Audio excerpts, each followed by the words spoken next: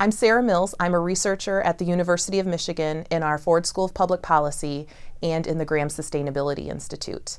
My background is in farmland preservation, and I've studied a lot of the wind farms in the state, trying to understand how wind energy impacts farming communities. I also have a grant from the State of Michigan's Department of Environment, Great Lakes, and Energy, EGLE, to help communities across the state set policies related to clean energy. When we think about a sustainable future, we know that there's going to have to be a shift in our energy system. We know that we're going to need to be getting more of our power from clean sources like wind and solar power. I think that there's this assumption that we'll be able to get there largely through the existing wind or solar farms that we have and through putting additional solar panels on roofs. And that's absolutely true. We should put solar panels on all the roofs that we have. But we're going to reach limits. Cities don't have enough rooftops to possibly meet all of their energy needs just through rooftop solar. And we don't necessarily want to be putting solar panels on our parks or our vacant lots in cities because we want people to live in those cities so that they don't have to drive as far to their jobs. When I think about a sustainable energy future, it's really rural. We're still going to need utility scale power plants. Those power plants are going to be wind and solar power plants.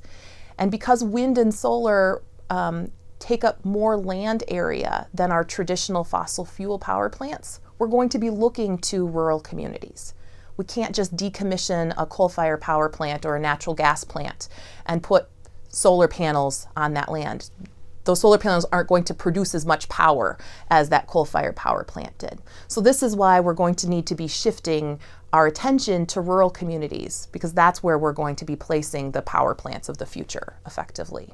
I think in doing that shift, we really have to understand why a rural community would want to host a wind farm or a solar farm. I spend a lot of my time talking to rural communities about what are the benefits and what are the potential drawbacks? Because we have to be honest, every energy source has some kind of impact. While renewable energy certainly has benefits, climate benefits, solar panels do take up a decent amount of land area. Wind turbines are not invisible. They are 500, 600 feet tall. And so it definitely is a change to the landscape. A lot of my work, particularly in rural communities, is trying to understand, well, what are the benefits that renewable energy could bring to a rural community?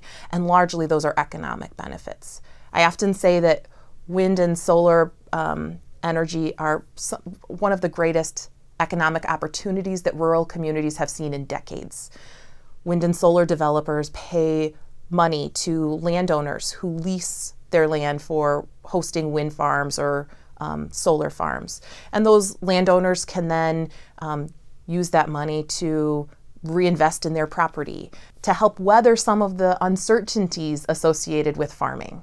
Wind and solar are drought-proof crops. So even if you have a bad year or crop prices are low, farmers are able to diversify their income through having renewable energy on their property and kind of weather some of those storms. I think it's really important, though, to recognize that there are some drawbacks. Like I said before, renewable energy systems are not invisible, and they change the landscape.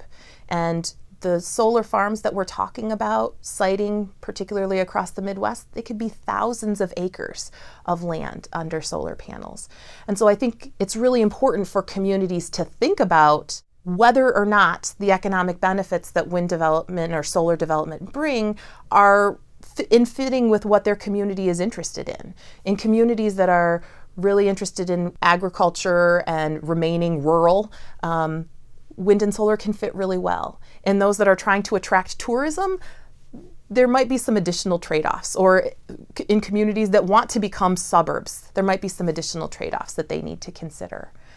As we think about a clean energy transition, I think it's really important to include rural communities at the table. They might not be there because they're asking for climate action, but they need to be there because we need to site renewable energy power plants in those communities.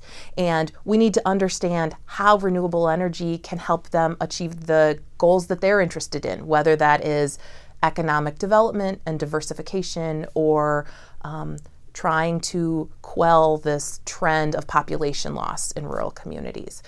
It's really important that those rural folks are at the table.